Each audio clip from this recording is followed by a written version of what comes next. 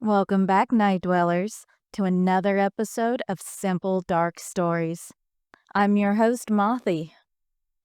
In tonight's story, Glow of the Unknown, Part 1, we find ourselves high above the city, where laughter and music mix with the hum of anticipation.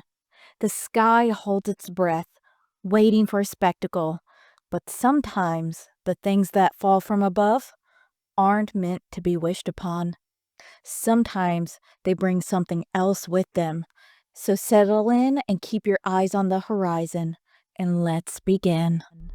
Tune in close, dim the light, simple dark tales late at night. The rooftop thrummed with anticipation.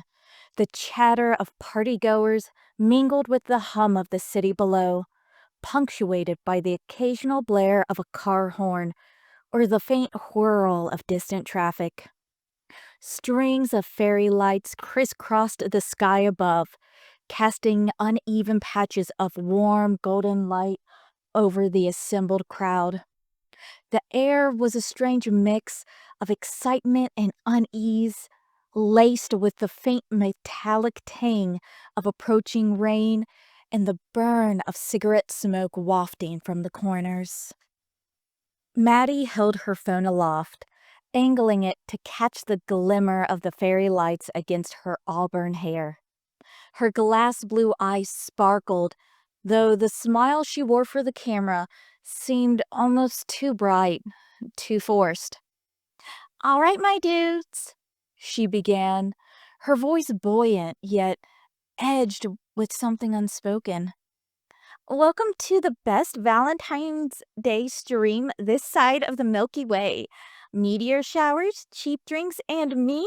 What more could you want?" Her camera panned across the rooftop, lingering on Ellie, perched at the bar.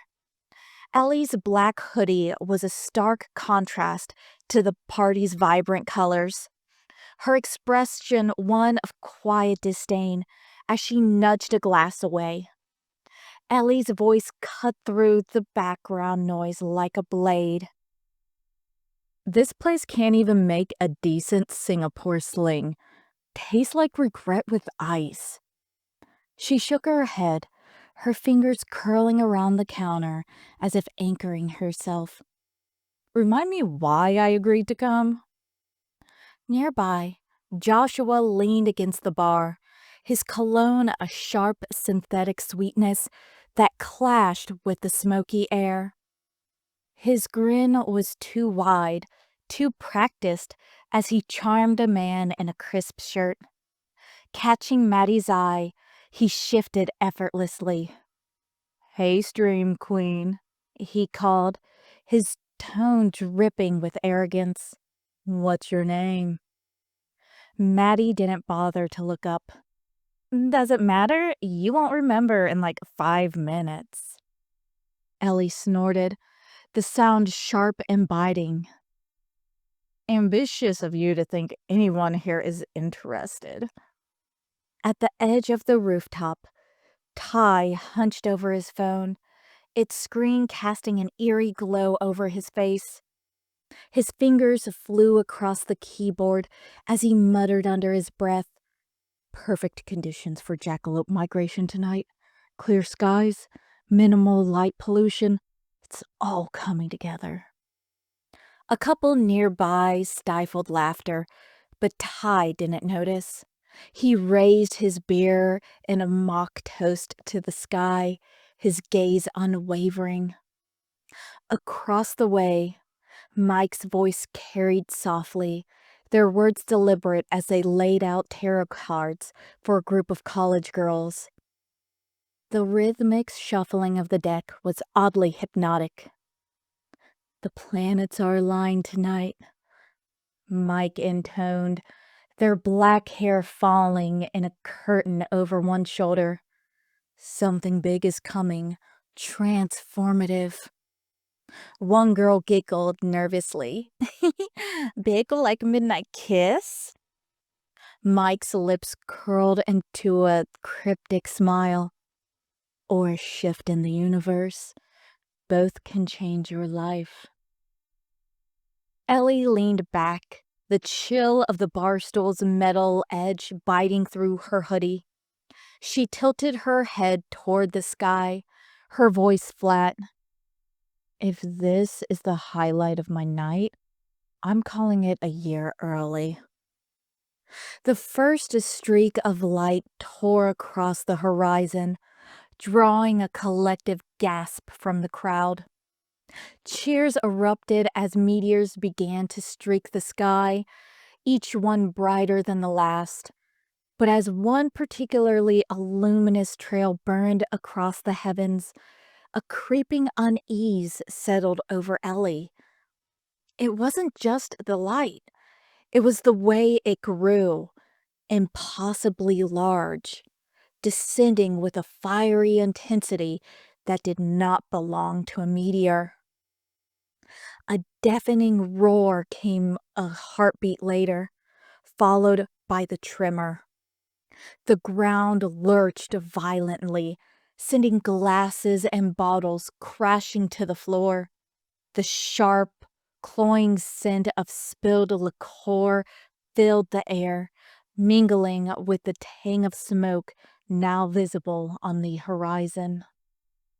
Maddie clutched her phone, her wide eyes reflecting the distant glow. That was way too close. Ellie steadied herself against the bar, her voice firm.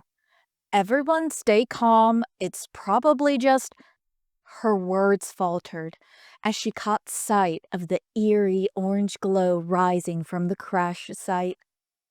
Ty stood frozen, his beer forgotten in his hand. That's not a meteor, he murmured. No way a regular rock hits like that. Joshua brushed shards of glass off his sleeve, his jaw tightening.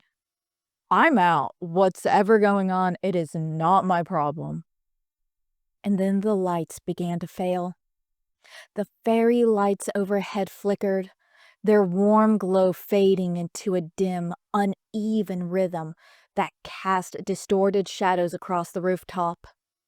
Maddie's phone went dark, followed by a wave of murmurs as other devices died in rapid succession. EMP, Ty said, his voice tinged with both fear and awe. They're wiping us clean, no witnesses. Ellie grabbed Maddie's arm, her grip firm. Forget the phones. Look. On the distant horizon, faint glowing figures began to emerge, gliding toward the building with an unsettling grace. The hum of their movement cut through the chaos, a low, resonant sound that seemed to vibrate in Ellie's chest.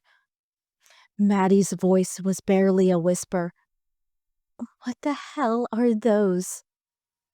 Ellie tightened her grip, pulling Maddie toward the stairwell.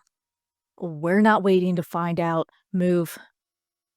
As the group surged inside, the metallic tang of blood and sweat filled the air, the stairwell quickly growing stifling with the press of bodies.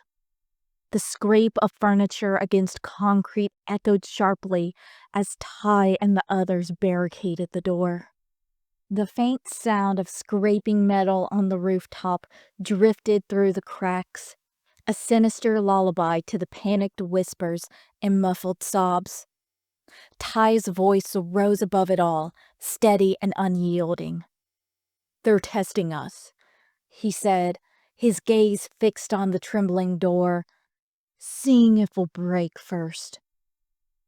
The group sat in oppressive silence, the stairwell stifling with the mingled scents of sweat and spilled liqueur. Fear hung heavy in the air, a nearly tangible weight pressing down on them. Ty leaned against the barricade, his breath fogging the small crack between the stacked chairs and tables.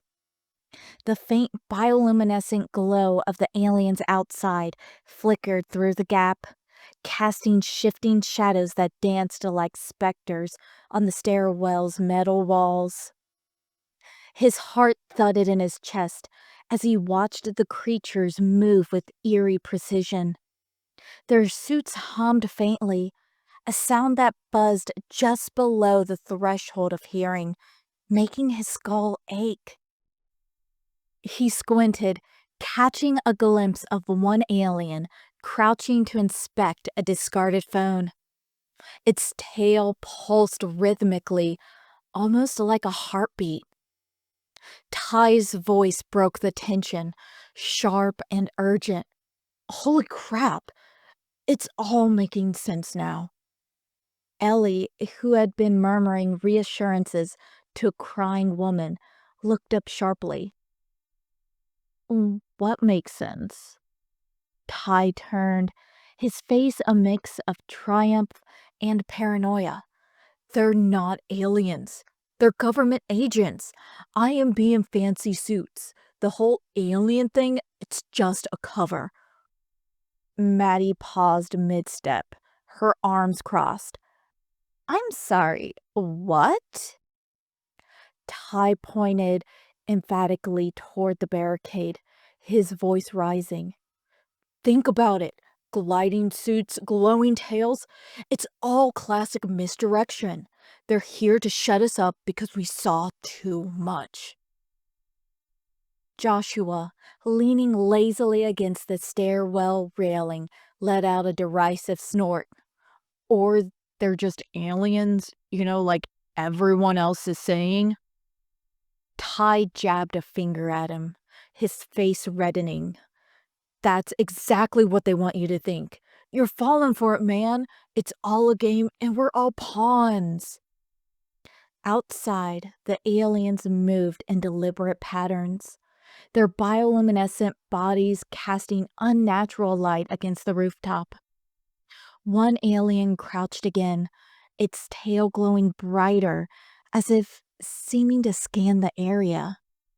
The pulse of light quickened, as if transmitting a message. Ty pressed closer to the crack, muttering, "See that? That's not random. That's military precision. They're cataloging evidence." Maddie threw her hands up, frustration bubbling over. Even if you're right, and you're not, what does it change? We're still trapped with no weapons and no way out. Ellie's sharp tone cut through their argument. Enough.